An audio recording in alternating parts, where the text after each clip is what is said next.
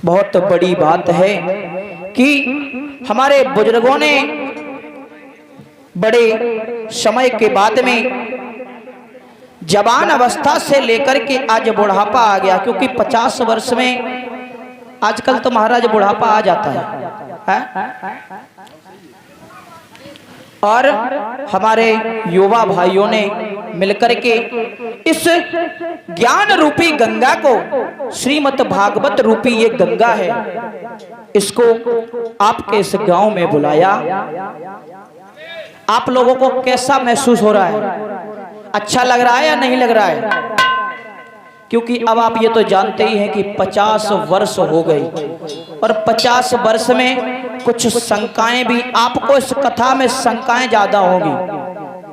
जहां भगवान का भजन रोज होता है तो उस जगह के लोग हर चीज को जानते तो सब है, क्योंकि आजकल पढ़ा लिखा समाज है। आप अपने गांव में नहीं सुनते, दूसरे गांव में तो सुनते ही हैं, लेकिन अपना अपना होता है और दूसरा होता है। चलो बहुत अच्छी बात है, आप लोगों ने सोचा तो आइए इधर द्वितीय दिवस की कथा में बताया जाता है कि ये कथा वो है कि जो इसे सुनता है वो भी पार उतर जाता है और जो नहीं सुनता है वो भी पार। तो क्योंकि पार तो हर किसी को होना है, चाहे वो डूब के जाए और चाहे वो बहरा के, पार तो हर किसी को होना है। लेकिन अब आपके समझने की बात है कि हमें किस तरीके से पार निकलना है। ये कथा वो है कि बड़े बड़े ज्ञानियों का, बड़े बड़े विद्वानों का इसने कल्याण किया, और मूर्खों का भी और पापियों का भी, सबका। क्योंकि ये श्रीमत रूपी वो फल है कि जो इसे खाता है वो भी ललचाता है, और जो नहीं खाता है परीक्षित महाराज वो भी ललचाता है। ये फल ऐसा है कि आप इसको जितना पियोगे, जितना इसका रसपान करोगे, उतना ही आपको आनंद आता हुआ चला जाएगा। अब महाराज आप लोग ये सोच रहे होंगे कि फल तो खाया जाता है, पिया थोड़ी जाता है। फल पिया थोड़ी जाता है, खाया जाता है। लेकिन आपने देखा होगा, आम देखा है? आम की जो गुठली होती है, गुठली, तो गुठली को हम और आप कितनी बार मुख में डालते हैं और निकालते हैं। जब तक बिल्कुल उसमें से आम साफ नहीं हो जाएगा तब तक हम और आप फेंकने का मन नहीं करते। और कोई गुठली आप डाल के देखो। इसी तरह ये श्रीमद् भागवत है कि आप कितनी भी बार सुनते रहो लेकिन कभी मन इससे भरता नहीं है।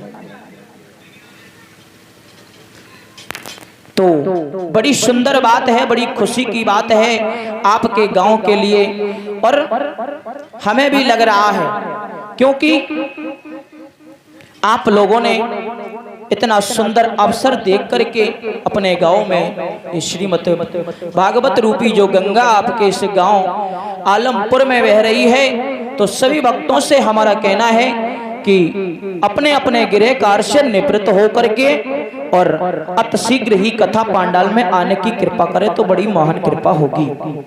आइए इधर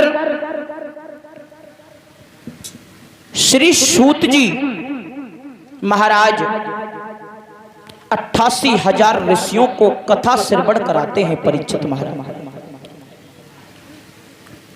इधर नारद बाबा एक दिन भ्रमण करते हुए, घूमते हुए स्वर्ग लोक से मृत लोक के लिए चले, और नारद बाबा का तो काम ही था घूमना।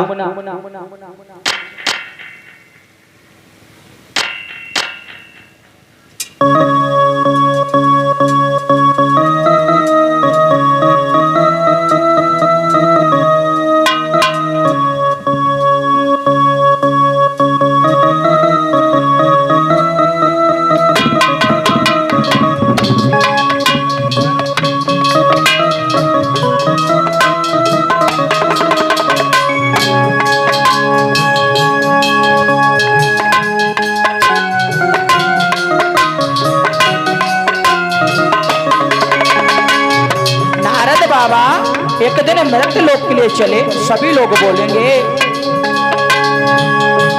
श्रीमन नारायणी नारायणी नारायणी भजमन नारायणी नारायणी नारायणी।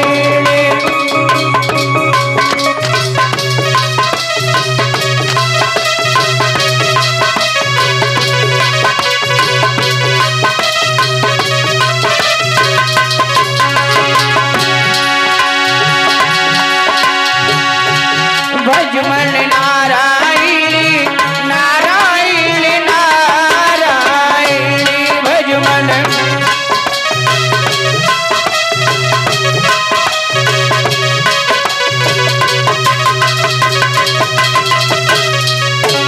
और ये नाम बलायल वेला है,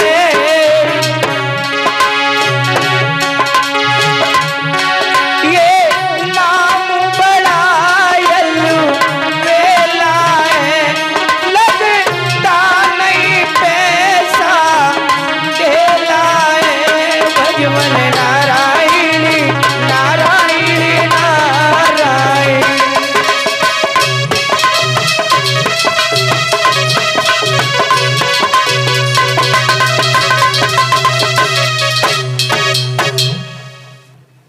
उसी समय नारद बाबा भ्रमण करते हुए जिस समय मृत्यु लोक के लिए चले, तो नारद बाबा ने क्या देखा कि नारद बाबा हर जगह घूम रहे हैं।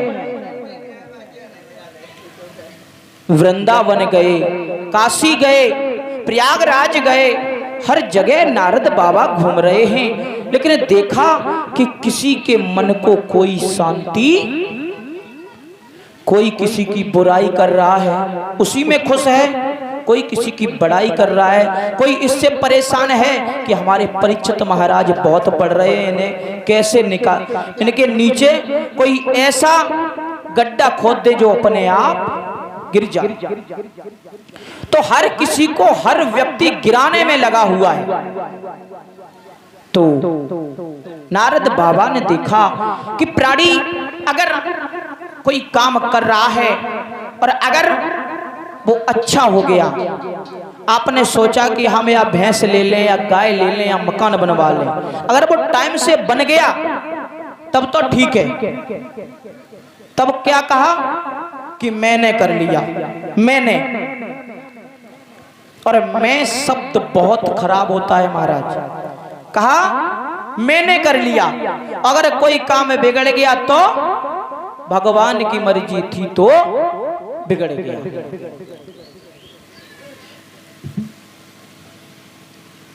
लेकिन भगवान की जब तक मर्जी नहीं होगी परीक्षित महाराज, तब तक हम और आप कुछ करने वाले, क्योंकि हम और आप उसकी बनाई हुई उस लीला के वो खिलौने हैं कि जब वो चाहे तब तोड़ सकता है। हम आप बाजार से खिलौना लाते हैं, मन आया तब तक चलाया, बच्चे को गुस्सा आ गया तो उसने जमीन में पटक दिया, वो टूट गया है। तो खिलौना की क्या सामर्थ्य है कि जो हम और आप से उसकी पेश जा सकती है।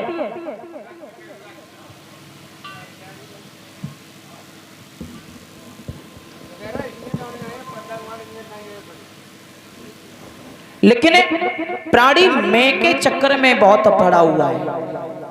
इधर नारद बाबा ने जैसे ही आगे बढ़कर के देखा तो क्या देखा कि एक स्त्री जवान अवस्था में लेटी हुई है और उसकी जंघों पर दो वृद्ध पुरुष लेटे हुए हैं। अब आप अनुमान लगा सकते हैं कि कोई स्त्री जवान अवस्था में और उसके ऊपर उसके जंघों पर दो बूढ़े पुरुष अगर लिटा दिए जाएं तो आने जाने वाले उसे किस दृष्टि से देखेंगे।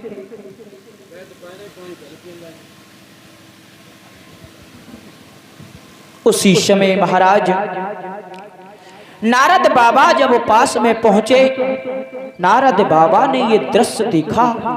नारद बाबा पूछने लगे, तुम कौन हो और तुम्हारा ये दोनों कौन है जो तुम्हारी जंघाओं पर लेटे हुए हैं? उसी समय कहने लगी कि तुम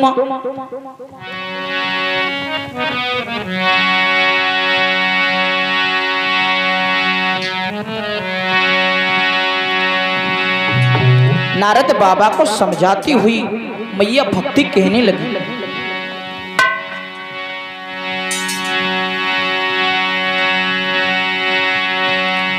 कि मैं हूँ लोक के सुंदरी नहीं,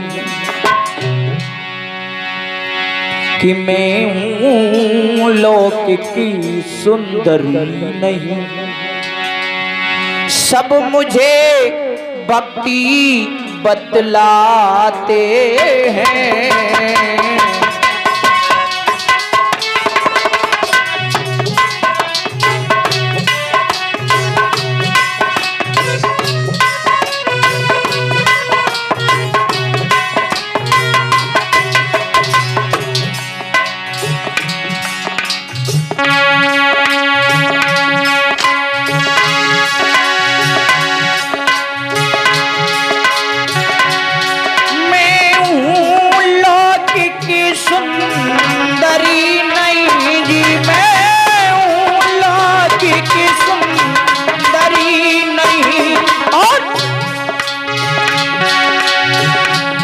सब मुझे भक्ति बतलाते हैं और ये दोनों ज्ञान वैराग रूप, ये दोनों ज्ञान वैराग रूप मेरे ही लाल कहाते हैं।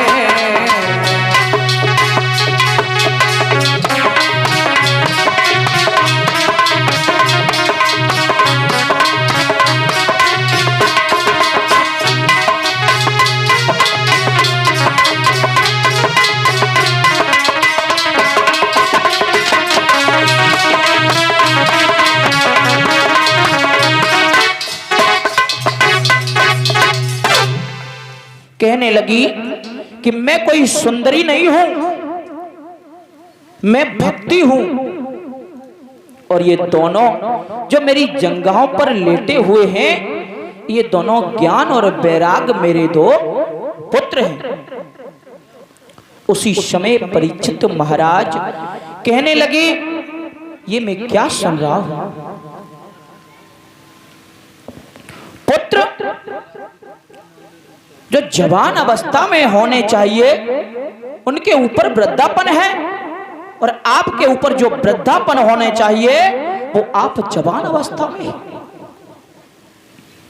तो कहने लगी, महाराज मेरा कर्नाटक में जन्म हुआ और महाराष्ट्र में मेरी शादी हुई, और धीरे धीरे मैं गुजरात में आई तो मुझे बुढ़ापा आ गया।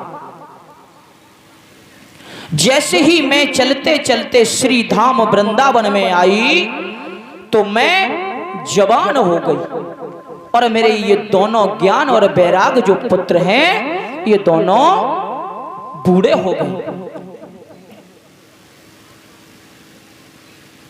नारद बाबा कहने लगे, मैया ये मैं क्या सुन रहा हूं, ऐसा क्यों?